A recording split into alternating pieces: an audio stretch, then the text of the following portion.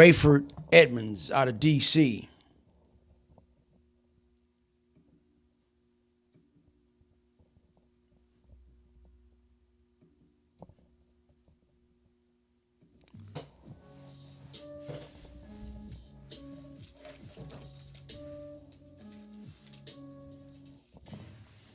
Washington, D.C.'s King of Crack will be released from prison. At the age of 24, Rayford Edmonds was looking at spending the rest of his life in a federal prison somewhere. Concrete and steel, loneliness, depression. It was all on his feet. After all, he was the King of Crack in Washington, D.C. Prosecutors said Edmonds' organization employed over 150 people, and in the wake of his crack sales, I see here they show a picture of Melvin Butler.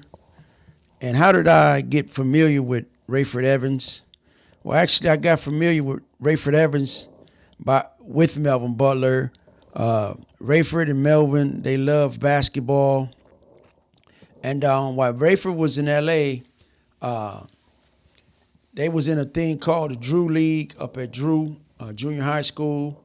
And that was one of the first times I actually seen Rayford up close. But a day before or hours before, I had seen Rayford and a bunch of his guys at a famous restaurant called M&M's. And I seen that they had a lot of Rolexes on. They had the nice finger waves. They had big baggy shirts, baggy pants, nice tennis shoes. And then if you didn't really pay attention to, well, I did. I paid attention to the cars that was outside of M&M's, and they had Maryland plates on them. They was in Jaguars, Benzes. I mean, it was just a bunch of cars out there that day. And this is how I kind of found out who Rayford Edmonds was. And then when I went around the corner to 97. That's where I first seen Rayford. He was in the back of, he was in King Ron 65 Chevy, and they was going up the street hopping. And I seen a lot of his guys, and I seen a lot of guys, they was kind of like infatuated with lowriding, because I guess a lot of them had seen it on TV, and they were just looking, and Rayford was laughing and smiling. But you know, to talk about Rayford, what he mean to guys in LA, I know that this guy is one of the biggest guys that ever came out of DC.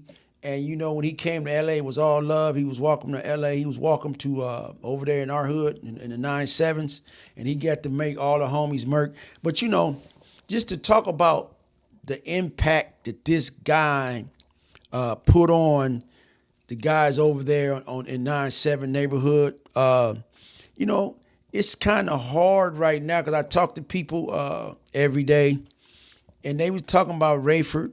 And a lot of these guys, they kind of liked the Rayford, you know, and you know, it's a sticky situation. And I talk to guys that, you know, they say they don't know if this guy that put on a fake death, but I think they still kind of like investigating. But you know, a lot of guys, man, they had a lot of love for this guy Rayford, and I just wanted to tell the story about the LA guys, or the guys from LA that never had seen a guy from DC unless he was on TV. Marion Barry was on TV. But just to talk about the guys that Rayford had an impact on in our community. I talked to a guy the other day, and Rayford had a way of pulling people to the side and talk to them, and, you know, handing them, you know, a nice little lump sum, and telling them, hey, man, you know what I'm saying, holler at me, you know what I'm saying, when you come to DC, we're going to treat you like this. We're going to put some money in your pocket. And he would just, it's just kind of like a hard, touchy subject with this guy, Rayford, because he really put an impact on the guys that I grew up with. And even when I talk to some of the guys today, they still be like shocked. They can't believe it. You know, they can't believe a lot of the things that they say Rayford did. But let's just see what the video say, and hopefully I can shed some light on, you know, what Rayford meant to guys in LA. that organization committed at least 30 murders. If you knew Rayford outside of the dirty part of drug dealing, many people said you would find him to be a likable guy, good looking, with a good personality. Most people around him never knew that he was running a crack empire that was destroying the Chocolate City. You see, Rayford loved basketball, and he enjoyed playing the game. He would sit courtside at Georgetown Hoya games and struck up friendships with basketball great Alonzo Mourning and other basketball stars, John Turner. John Thompson, the coach, had gotten. You know, Rayford loved basketball so much, he would fly in on game day. Whatever time that the league had to play, when Rayford was on the team that played, Rayford would fly in. This is how much he loved basketball. I always seen Rayford in new shoes, new clothes, new everything. And man, just to talk about, you know, what he did, what he meant to basketball. Like I said, if you didn't know Rayford outside of the drug business, the way Rayford talked, the way he looked, and the way he act, it was real professional. And you know what's so crazy, that I had pointed out Rayford to a lot of my guys that I grew up with that wasn't even from over that area, and I would say, man, that's the guy Rayford. That's the guy Rayford, man, he from D.C. And they was like, D.C., Washington, D.C., and they was like, they met Rayford back in the 80s, at the beginning of the 80s, the 80, 88, 89. And now when they see the book and they see Rayford, you know, all the things they seen Rayford on TV and all of how big he was in DC, they still can't believe this is the same guy, and the guy they had a chance to meet. And now he's one of the biggest drug dealers that ever came out of D.C. And they knew Rayford. They talked to him and they seen him. Just to see a guy on that statue was big for us. Word that Rayford was the king of crack and sent word that he wanted to talk to him. In no uncertain terms, the coach told Rayford to fall back from hanging out with his players. He threatened that if Rayford did not do so, there would be serious consequences, according to Sony. Rayford fell back, but his world would soon come crashing down on him, like the Great Walls of Jericho. On April 15th, 1989, he would be arrested. You know, John Thompson, I guess he didn't like the way Rayford hung around the players. But then years later, he ended up getting Iverson out of prison. And Iverson become one of the best basketball players in the United States. And he knew that Rayford would be able to have an influence over the players. And a lot of those guys, they loved the Hoyas. They loved the college sports, and they loved the sports. And just to see years later how this thing plays out into the public and how it plays out for this love of basketball. Because, you know, you have Rutgers in New York. You have Drew League in LA on the east side, and Kobe played in that league. A lot of guys play in that league, but just to have Rayford come to our city and bless our league and bless a lot of my homies and bless a lot of the guys, and it's just a big thing just to even be able to be in the same gym with Rayford. You know, Rayford had a good game. Him and Melvin played on the same team. And a lot of guys that look back now that played against Rayford 30, 40 years ago, they can't believe it. I can't even believe it. I'm still thinking about the first time I seen Rayford. Charged by the theft. There was a long list of violations, continuing criminal enterprise, conspiracy to distribute cocaine and crack. Things were not looking good for Rayford. The government alleged in court documents that Edmonds, along with the Wayne, D.C. Scorpio, was said to have brought between 1,000 to 2,000 kilos of cocaine per week in 1992 from the Trujillo Blanco brothers, who were associated with the Medellin cartel, and sold the drugs to Washington area wholesalers. Edmonds' estimated revenue was approximately $300 million annually. He was known to have spent $457,619 in an exclusive Georgetown store. Dene Petit, specializing in Italian men's clothing. When Rayford came to L.A., they always went to the Foot Locker. They always went to Farouz in the mall. And Rayford would compare the clothes, you know, from L.A. to D.C. And he always dressed. They always had the nice hair. Because I remember when it's so funny because, you know, we wear Jerry curls in L.A. And when Melvin started going to D.C., Melvin cut his Jerry curl off. So when Melvin cut his Jerry curl off, you know, L.A. is big with Jerry curls. I know a lot of the rappers, a lot of things. But when Melvin cut that Jerry curl, because Melvin had good hair too. Rayford had good hair and good hair. They had nice, greater hair. And when Melvin cut that Jerry curl off, it sent a sign to our neighborhood that this guy is dealing with some guys that influences Melvin to cut his hair, because Melvin had a long curl, because you see him on the pictures. And Melvin ended up meeting Rayford in Vegas. That's why you see on the book Melvin got his big chain on and everything.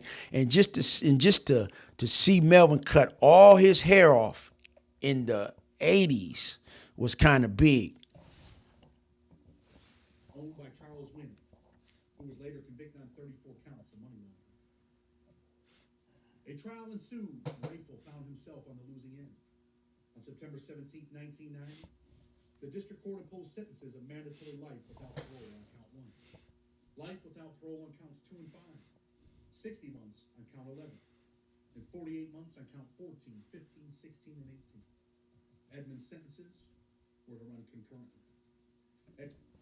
Now, this is how the feds stack these charges up against you. It's called double stacking over prosecution. They do this because if Rayford would have beat the drug charges, he still would have had money laundering. That's what they locked Al Capone up with, money laundering. And if he would have beat the one of the major charges, the lesser charges would have got him. And this is how they sentenced the whole United States in the 80s. Because they changed the law in 87, but in 88, 89, 90, they started attacking the black community. And this is those sentences that the federal courts was giving black men all around the United States. They was giving them big indictments, and they was putting these mandatory sentences on them: 848, RICO, conspiracy, possession with intent to distribute, money laundering, tax evasion, 848, kingpins, and they would stick all of these charges on people like they was the mafia, the Hobbs Act, everything that they could do, guns, and stack these charges against us. And this is where I see they stacked all these charges against Rayford. And Rayford went to trial. Rayford got a life sentence back then. And I think Melvin Butler ended up getting 35 years. This is when they really wanted to try to get Rayford putting all these sentences, but Rayford wouldn't crack back then. Rayford went to trial. Rayford stood up for what he believed in, and I met a lot of his guys in the feds, and we always used to talk about Rayford in the system. We always talking about how Rayford went to trial. And I remember the famous saying, the famous quote that Rayford said when he was getting into the helicopter. I think they had bulletproof glass inside the court. I think when Rayford, they had put Rayford in a bulletproof jacket. And Rayford, one of Rayford's favorite sayings was when he got ready to get on the plane, the helicopter was, "I'll be back," like the Terminator, or like that. And that was a famous saying that a lot of us in the feds was saying, and a lot of us was talking about, you know, Rayford's famous quote, "I'll be back," and you know what I'm saying. So this is one of the sayings that we use for 20-some years, trying to be like Rayford and the big time guys, the Butlers, the Ricks, the Felix Mitchell. All of us was trying to be like these guys. 24 years old, Rayford's young life would be stamped out in the federal courthouse. The Chocolate City was burying their biggest drug dealer alive. This was it. Or was it? Rayford was not. I want to talk about being buried alive at 20, I think he was 24 years old. That's how the federal government was trying to get a lot of us black guys, because we was young guys, entrepreneurs. And you know, one of the sayings in prison is, I seen many people die in jail. I seen many people die of strokes, high blood pressure, a lot of things, heart attacks. And one of the things that we all said in prison was, when you see somebody die, or they take him out in that body bag, we always was saying, look, man, they beat the feds, they cheated the feds out that time. And that was one of the sayings we all will quote, saying, man, you know, we all had these life sentences. We all thought we was going to die in prison.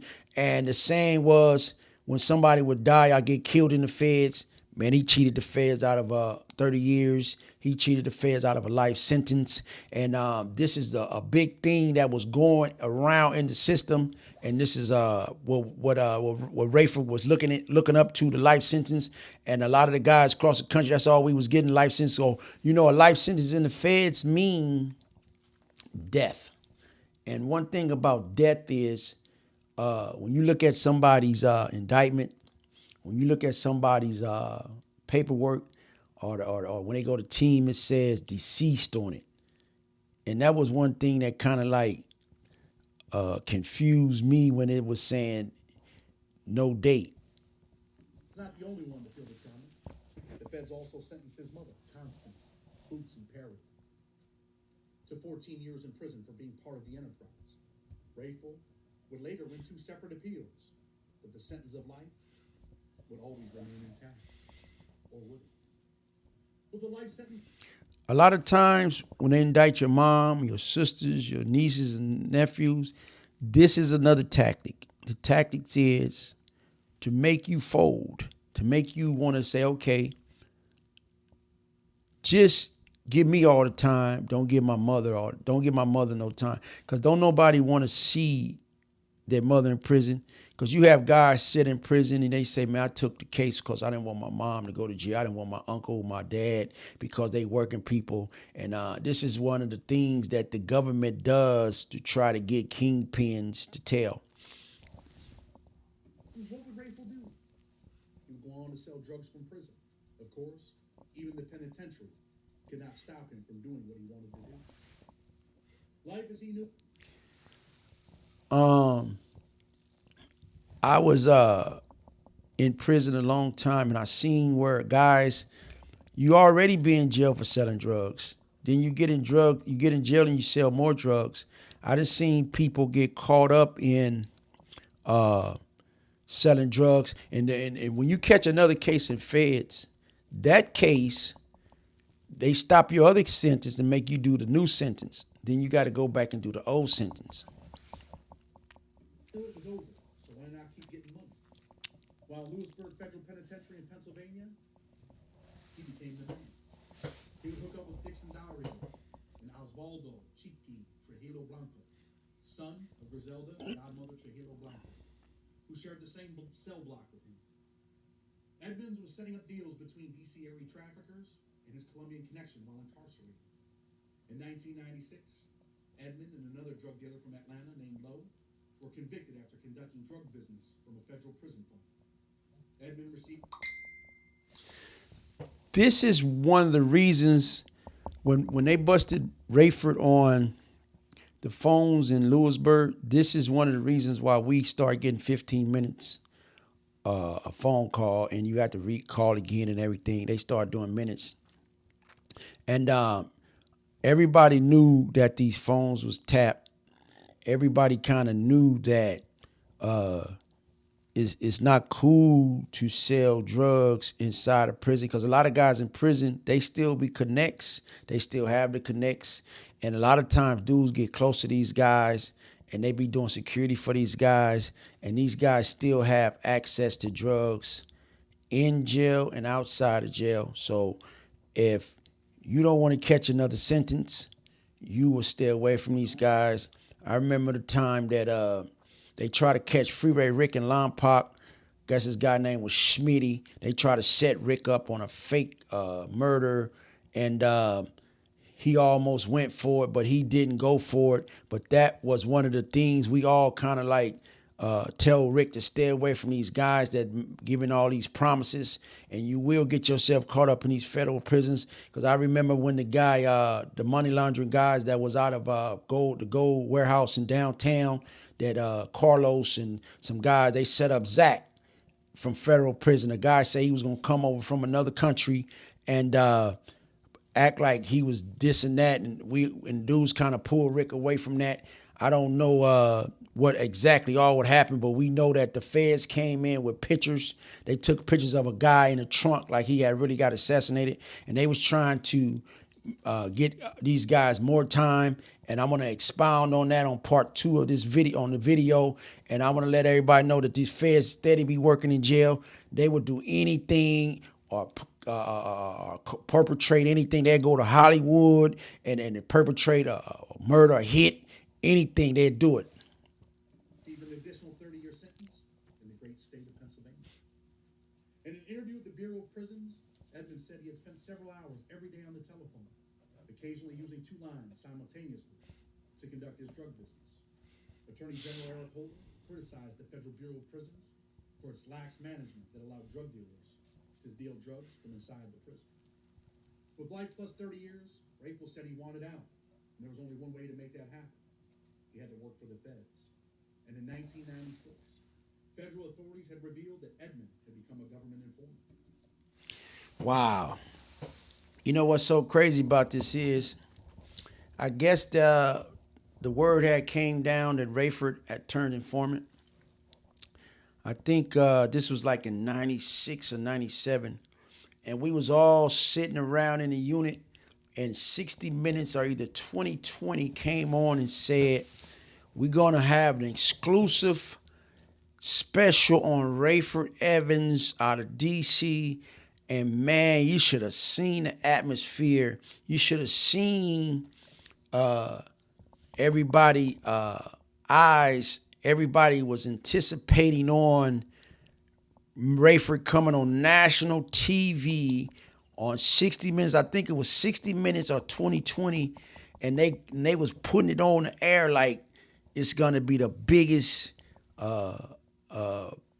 issue tonight at 6 o'clock. I mean, man, the whole prison knew about it. People calling home. People was like, man, the drug community, everybody was saying, man, Rayford finna start telling, man, and you know, a lot of people couldn't believe it. And we just sat there, man. Everybody got to turn the TVs, you know, they primed the TVs up, man, and when that show came on, man, it seemed like the whole prison system just sat there and was like, they couldn't believe it. You know, they couldn't believe that Rayford, because I was there with one of Rayford's brother-in-laws, which was Jerry. And, you know, Jerry, man, he's a good guy. And he kind of looked at, you know, like, oh, man, you know, that's my brother-in-law. And everybody just couldn't believe it. Everybody just wanted to see, was this going to really happen? This was in the making long before the drug dealing in Lewisburg, though. You see, in 1994, law enforcement officials approached Mr. Edmonds about cooperating with the government, and he orally agreed to do so. Mr. Edmonds executed a written agreement to cooperate early 1995. Now, I really wanted to touch on this particular subject because a lot of times when they sentence these guys with the life sentences, they went to trial, that didn't say anything, they have a thing that is called, now it's called prophecy. But they got a thing called, it's up to a 1 year. They would tell your lawyer, and they would put it in your sentencing transcript that says, if you come up with any information, or if you got any information inside of the 1 year after you get sentenced, you can come back and they'll make a deal with you. And I didn't even know this at first until one time I was trying to get some paperwork from my lawyer, and my lawyer sent me the wrong paperwork. And they had told my crime partner, because they knew he was kind of like, didn't really do anything, and he was kind of like young and everything. And they had told him if he want to come back in a year time, because the case is still fresh, and get these guys that's already on the street. And that's one of the things a lot of people don't know. People be in jail and they got up to 1 year to come back to get you, or either it's this thing called a statute of limitation. So what they do is they give them a out, and you still thinking, yeah, man, I ain't gonna send that nigga no money. I ain't gonna look out for the dude. I ain't gonna do this. And dude's sitting in prison with an option, and you don't even know he got an option. That the option is, did this dude start messing with my girlfriend? Did this dude mess with my baby mama? And he make an excuse to tell on you because the government had already gave him a way out, Rule 35. With the former United States Attorney and former Attorney General, Eric Holden, the same man who criticized the Bureau of Prisons. Mr. Edmonds agreed to offer substantial assistance while incarcerated at USP Lewisburg, a maximum security institution with inmates who are among the most dangerous recidivists in the nation at the time. A federal prison that was rife with violence and murder. A bold move for him, because had the DC car found out this information, he would have been killed. And despite imminent danger, Mr. Edmond agreed to cooperate. This cooperation was supposed to only benefit his mother. According to court documents, Mr. Edmond acknowledged that his substantial assistance would not result in the filing of a Rule 35B motion on his behalf. In other words, Mr. Edmond's cooperation solely benefited Miss Perry, his mother, as the third-party beneficiary of the plea agreement. And Miss Perry would receive a sentence reduction based on Mr. Edmond's substantial assistance, as prescribed in the government's Rule 35B motion in Miss Perry's case. Her original sentence of 293 months and her 24.42 years was reduced to 14 years based on recent. This is how the government use my manipulation on a guy that really loves his mom, don't want to see his mom die in jail. But a lot of times, man, these guys be letting their mother, their father hold his money and his innocent money into the feds get you. And this is one of the tactics that they use to keep these prisons filled with young black men. They use this certain thing just to set it out there. They don't really force it on you. They just set it out there and say, hey, man, if you ever want to do this, or when you run out of money, or you do this and you do that, and they let that thing set there. And Rayford actually didn't nobody even know he had signed the papers, because your lawyer the one presents you with this stuff, and he'll tell you, hey man, the government said that they willing to help you get your mom out of jail. They always come in with different things to your lawyer after you go to prison. So you can be in prison, and it's some other guys' cases that's going on, and the prosecutor contact you and say, hey man, contact your lawyer and say, if you tell Rafe, or you tell one of these guys that we really trying to catch this other guy, and if he cooperate, we'll act like it's some other avenue, and we'll help him get his time down. Sentencing hearings for legal mistakes. Rayford's mom was originally sentenced to 24 years. Could you imagine your mother going down for 24 years for the crimes that you committed? I don't care what case you have in the federal system. It's always mistakes. Remember that. I don't care what kind of case you got, what kind of sentence you got. It's always somewhere in there that they made a mistake, but you got to find it. Did you involve your mom in the cocaine and crack conspiracy? Some people did. But based on Rayford's cooperation, Judge Penn would on June 2nd, 1998, re-sentence Miss Perry to time serving. You see, Rayford wanted to save his mother, as she had had enough of prison. This is what he wanted to do. He wanted Mama to go home. Rayford freed his mother. Okay, when everybody found out that Rayford did that, what did they do with him? They can't keep you there. They got to send you somewhere so you won't get hurt. Or either a lot of guys would say, man, he did it for his mom. They would agree with it, and they would justify it. Everybody was fair game. Rayford would hope for 20 homicides that law enforcement wanted to solve. 20 homicides. But would he ever be released? He already had 3 separate first-degree murder charges dismissed. Now what did he have to do? He had to find a way out. You see, Rayford was playing a dirty game that could have cost him his life. He was selling drugs from the penitentiary, all while working for the government. He agreed to work with the government in a covert drug investigation commencing in August 1993. Next, Mr. Edmond testified as a government witness in 2 criminal trials in the Middle District of Pennsylvania. In the first trial, his testimony contributed to at least 2 of his fellow inmates, Freddie Aguilera and Nelson Garcia, being convicted and sentenced to life in prison for agreeing to ship cocaine from Colombia to Mr. Edmonds' associates in the district. And 2, in the second trial, his testimony over the course of 8 days led to the convictions of 2 individuals, Michael A. Jackson, not the same, and James Marshall Corbin. If Rayford wanted his freedom someday, the government wanted more. They wanted blood. Mr. Edmond would then participate in a reverse undercover sting of D.C. drug dealers who had been the recipients of cocaine shipped at his behest to them in 1992 from the Trujillo Blanco Colombian cartel family. In August 1996, Mr. Edmond invited those targets to purchase cocaine from Gabapentin is bringing you closer to amputation. These are three symptoms that are signaling that you could be close to losing your foot. The shipment that would be delivered to the district, and the undercover operation led to the seizure of $190,000 in drug proceeds.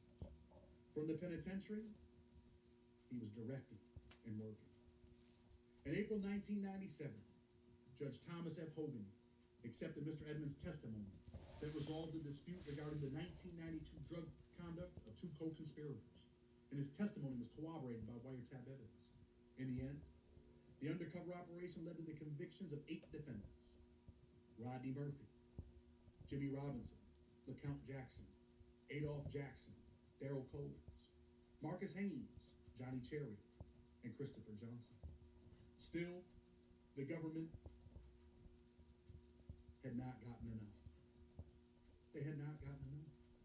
They wanted more, and more was to come. Mr. Edmond provided the field office of the Federal Bureau of Investigation in Philadelphia, Pennsylvania, with information regarding 2 homicides that were committed at USP Lewisburg in 1994. That's one thing about this government, man. They want to bleach your whole soul. They want to destroy you from the inside out. They don't care about nothing but winning. They work with the other agencies.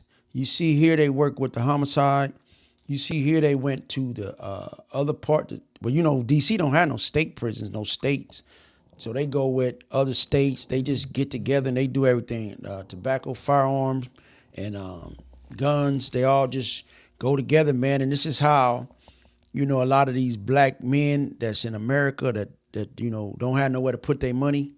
They fall into these traps. And then a lot of times when you're in prison, man, you sitting there, you might be working a unicorn, your money not right, and somebody come to you and say, yeah, man, I just did a deal on the street, man, with some birds and things like that. Then you get involved with that. The next thing you know, the whole prison get indicted. Mr. Edmond was expected to testify as a government witness at the trials for both homicides. Also, the government indicated that Mr. Edmond was willing to provide testimony in the fall of 1997 with the approval of the Deputy Attorney General of the United States, the various congressional oversight committees that were investigating issues involving drug trafficking and prison reform. In this new motion to finally collect on his cooperation, the government summarized Mr. Edmonds' cooperation as follows. Mr. Edmonds' assistance to law enforcement is proven to be very substantial and has directly led to numerous convictions of major national and international drug traffickers. In addition, Mr. Edmond has provided law enforcement with information that may help the Bureau of Prisons reconsider policies regarding privileges granted to maximum security federal inmates that are inconsistent with the Bureau of Prisons' mission to incapacitate certain prisoners. Finally, Mr. Edmonds' cooperation and the attendant publicity may have helped rectify serious social problems in D.C. by demoralizing other drug dealers.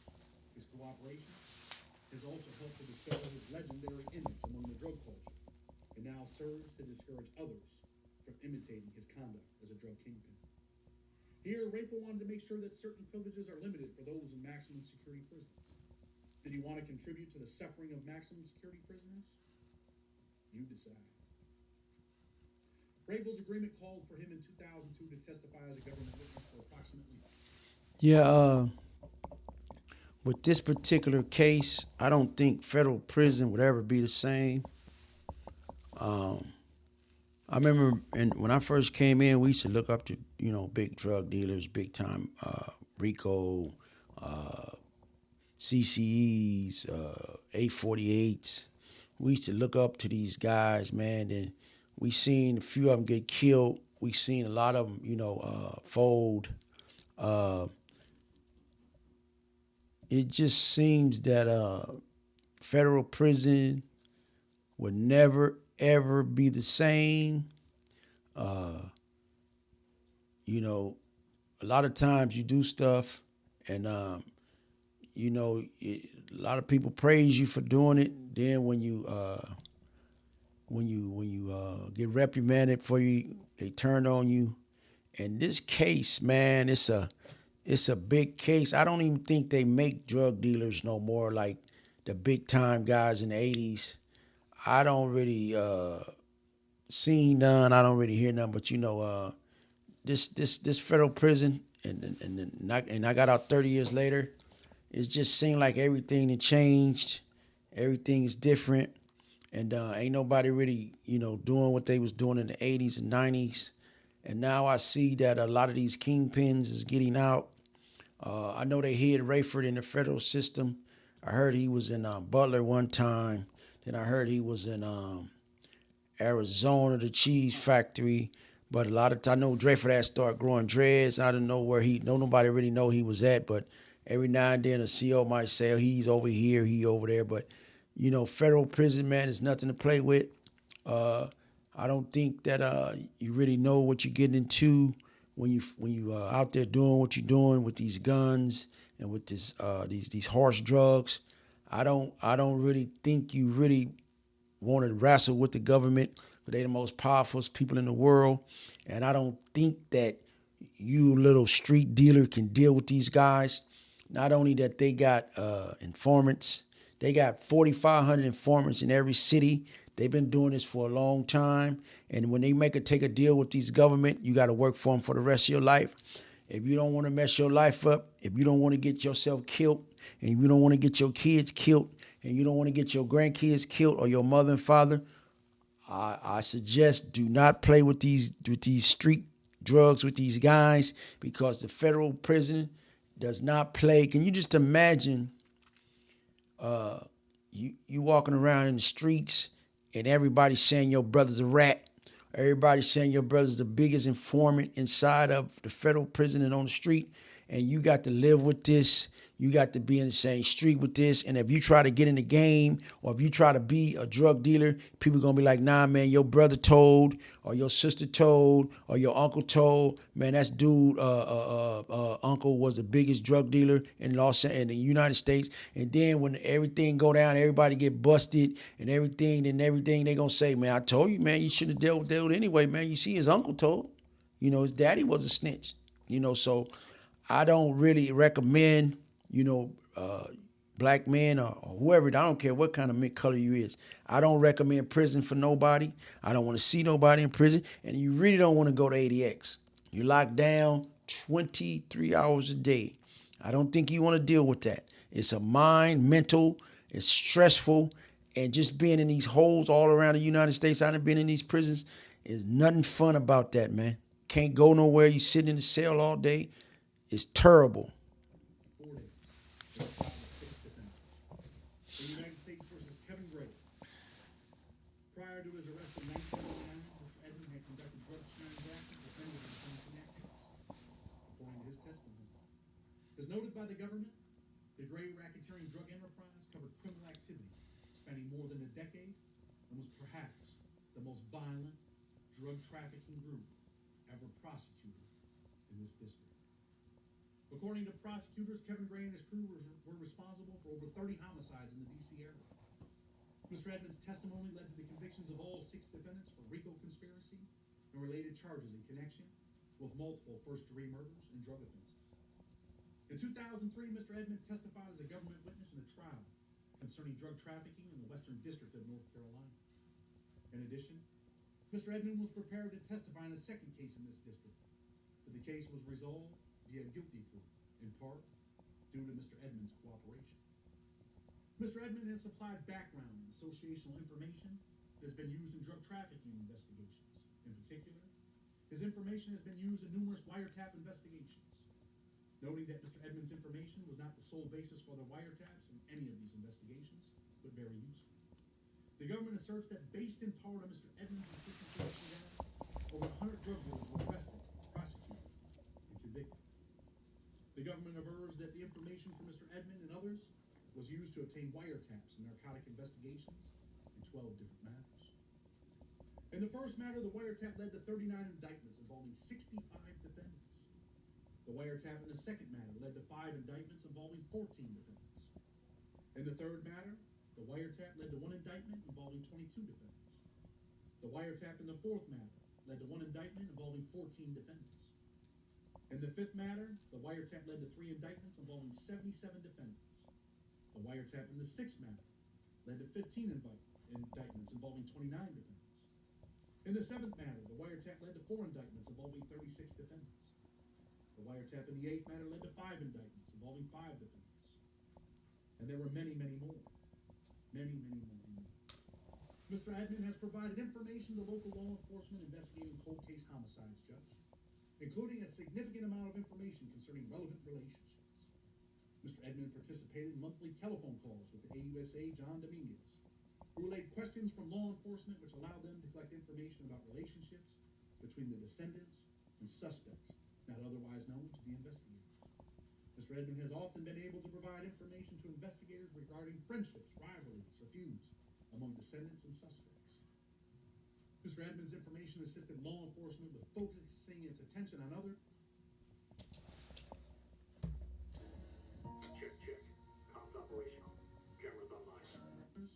Once learned that a suspect had a motive for another murder, even when those murders occurred after the defendant has been incarcerated.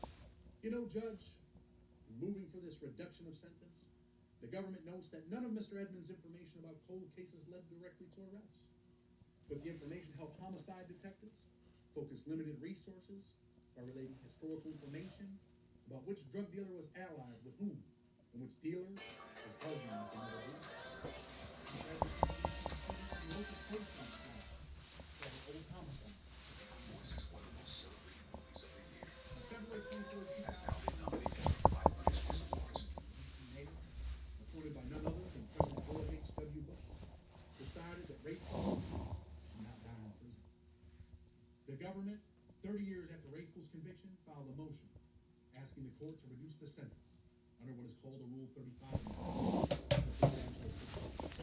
The judge ordered a hearing, and the United States Attorney would testify on behalf of Rayford, telling the judge that despite the bodies that were left in the streets of D.C. and the crack that played in the city's downfall, he was a changed man. A changed man that deserved a second chance to reclaim his life. Despite saying that Rayford was a changed man, the government wanted the court to. By the time they reduced Rayford's sentence, crack laws had went all the way down from 100 to 1 to 250 to 1 to 18 to 1. So those laws that Rayford was sentenced to back in the 80s was no more law. It had changed, so his sentence would have been getting reduced anyway. Impose a 40-year term. Rayford was dealing with the devil. But it's always that way when you want your freedom. When the government was looking for a life sentence, they would tell the court, between 1985, Judge, and 1989, Mr. Edmond led a large-scale cocaine distribution conspiracy. Mr. Edmond's operation generated millions of dollars from the wholesale and retail distribution of cocaine and crack cocaine. This court should know that Mr. Edmond and his associates were unscrupulous in their pursuit of cold cash and their collection of valuable items, including expensive cars, $1,000 shirts, gold medallions worth $60,000, diamond-encrusted Rolex watches, swimming pools, hundreds of tennis shoes, and wads of $100 bills. You see, Judge, this defendant should die in prison. And the government painted the picture that Rayford was the worst of the worst that society had with him. And the court would then impose that life sentence. But the government's position would later change when he agreed to help the government. Rayford would argue that the 40 years that the government was asking for was far too much time. He had to sit at the table and wonder, these were my friends, and now they want 40 years. I thought they were going to release me. Rayford would ask the judge for 15 years. He would cite his substantial assistance and the need to avoid unwarranted sentencing disparities. Then the judge, in response, would say, what troubles the court deeply, however, is that Mr. Edmonds stands convicted of having run the largest cocaine distribution operation in the history of the nation's capital. Although there are no statutorily defined victims in this case, it is beyond dispute that Mr. Edmonds' involvement in the criminal enterprise damaged this community deeply and resulted in the destruction of the lives of many individuals. While this might be shocking to the average citizen, the judge said, in reducing Mr. Edmonds' case and reducing his sentence, that no matter how horrible an offender's crimes, how unlikely his prospect of rehabilitation, how dangerous he might be, an informer deserves a reward for the benefit conferred on society by his assistance in investigating and prosecuting wrongdoers. He even quoted a case from the Southern District of New York, that was issued in December 6, 2006, United States versus Torres Tire. To reward Mr. Edmond for his cooperation, the government moved to reduce his sentence in this case. When the dust settled, Judge Emmett G. Sullivan did not hand down the 40-year sentence that the government wanted for the changed and reformed man. Instead, Judge Sullivan reduced the sentence to 20 years. But Rayford would not be freed, not yet anyway. He still had the 30 years in Pennsylvania to contend with. But just yesterday, on November 8th, Judge Matthew Brand reduced that 30-year sentence to 24 years. His total sentence with both cases would be 44 years. And with good time, Rayford Edmonds, the king of crap, could be released in less than 2.5 years. He could be in a community near you. Is he reformed? Did he deserve this freedom? Only you can decide. Well, I know that Mel Dog got out and Melvin went back to jail. I think it was on another violation, but I heard he's back out again. But just to let everybody know, man, that the federal government do not play games, and they play for keeps. And if you want to be on the streets, don't play with them. So here you go, man. 24 years old, sentenced to life. Can you imagine that? No matter what he did, all the things that he did, he's still going to spend 35 years of his life in prison. He thought he was living his best life. Had all the women, all the cars. You know what's so crazy? A lot of people think, I seen dudes take 35 years as a plea. They ain't telling nobody. But they took it as a plea. And when you're in your 20s, 35 years is not a lot of time. Because even if you go to the feds, you're going to do some time. You're going to do at least 10. So 20 ain't bad. But when you do it in the feds, you see so many dudes with more time than you be happy when you do look back and say, man, I only got 20, I only got 25, I only got 30 years. You be happy to even look and say, man, that dude right there, he got life. He'd never get out of jail, but you got a number. It might be a big number, but you still got a number. Cars, $60,000 watches, all the cars he wanted to drive, all the women that he wanted to spend the night with. And at the end of the day, his mother gets sentenced to 24 years in federal prison. He gets sentenced to life. His mother spends about, 11 years altogether in prison. He's going to spend 35 years of his life in prison. All the best years of his life are forever gone.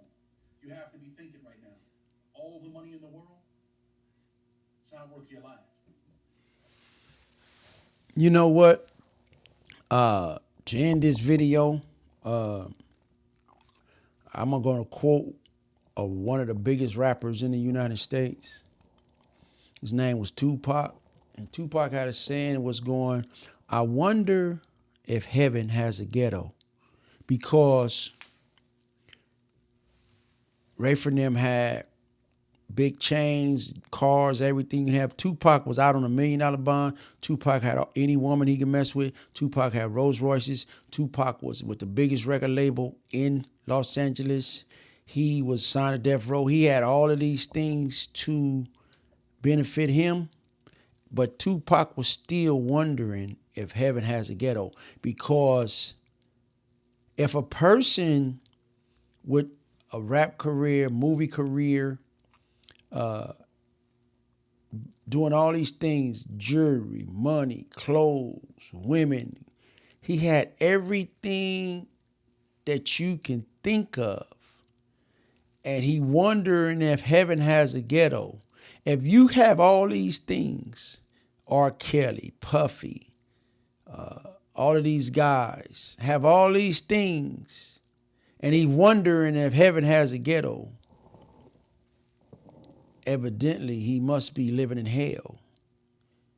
Because if you have all these things and that's not enough, I wonder if heaven has a ghetto. So why would a person think about being in heaven in a ghetto unless he's living in the world in hell? Tupac Shakur. It's not worth your life, man. The little bit of good time that he had, was it worth 35 years of misery? 35 years of pain? These people will put your lights out, and they will work you like a dog. And in the end, they'll just ball you up, throw you away. Ask yourself, man. You're out there getting money, out there doing the wrong things. Look in the mirror and just ask yourself, say, man, what am I worth? What am I worth? How valuable is your freedom? That's the moral of the story, man. How valuable is your freedom? Look on the Razor Wire TV until tomorrow. We're out. Smash that. Please don't forget to smash that like button, comments, and subscribe. Go to the website. Buy the merch. Late nights. Live with OG LA Ron.